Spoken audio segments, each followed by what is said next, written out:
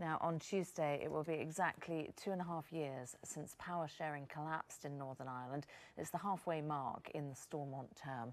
Well, it comes as Northern Ireland prepares to host the Open. That's the biggest sporting event in its history.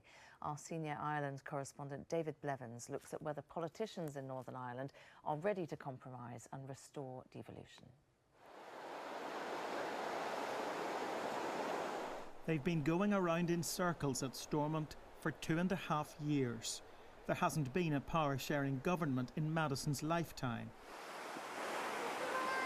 Come on! But her dad says there's no point restoring devolution unless the politicians stop behaving like children and actually lead. So leadership that has a vision of a future that's different and then leading people into that. And I think that's what we need, is to not just react and respond or put band-aids on systems and structures that are fundamentally failing. I think we need leaders with vision that actually can lead us somewhere into a better future. Northern Ireland doesn't have a devolved government or direct rule from Westminster. There's no health minister or education minister to answer questions. Maghaberry Primary School is so strapped for cash, parents have donated toilet roll. And we are in dire straits when it comes to finances at every level, but particularly nursery and primary. And the absence of a functioning executive really means that school principals like me, who are holding the whole thing together, have nowhere to turn. We've got nobody to ask for help. We just feel like we are crying out into the darkness. In contrast to Stormont, the North Coast is a hive of activity. They're preparing for the Open at Royal Portrush, an example of what can happen when people come together, according to one Olympic legend. We've had so many people coming to Northern Ireland. Once they've been, they want to come back. And I think that it does break down barriers. You know, you don't ask what religion somebody is or what their persuasion is if they come to take part in sport. It's all about friendship and opportunity. There are two ways to look at this. If Northern Ireland can host the Open without a functioning government, does it really need one? Or does its ability to stage an event on this global scale illustrate the potential in this place if the politicians could find their game again? They haven't given up on power sharing, well, not yet, but the parties have now spent half of the 5-year Assembly term attempting to broker a compromise. Northern Ireland is still waiting for that breakthrough. David Blevin, Sky News, in Portrush. Well, joining me now from is the Northern Ireland commentator and editor of Slugger O'Toole blog, Mick Fawlty. Good morning to you, Mick. Just give us a bit more of an idea, if you would. We heard a bit there in David Blevin's report about the practical reality of living in Northern Ireland without effective government. Well, I thought some of the quotations there were really enlightening. Politicians behaving like children, as you heard. We're almost 2.5 years. That's half a term into the Assembly's term. We need leaders with vision. And people feel like they're crying into the darkness. And two issues there raised in David's piece I thought was interesting. The potential of the Open. There's a whole bunch of political capital there gone missing that the politicians were in part responsible for bringing to Northern Ireland in the first place. The Open hasn't been in Northern Ireland for over 100 years, as far as I recall. And the schools crisis, which, of course, Northern Ireland has in common with England, that's where the real biting cuts are. But there's nobody in Northern Ireland who's prepared to mediate some of those cuts and signal the depth of those cuts back into Great Britain.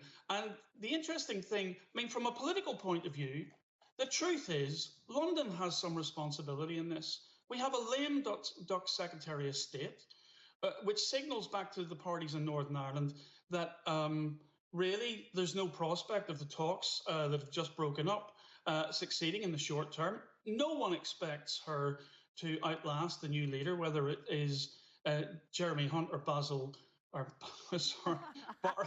Boris Johnson.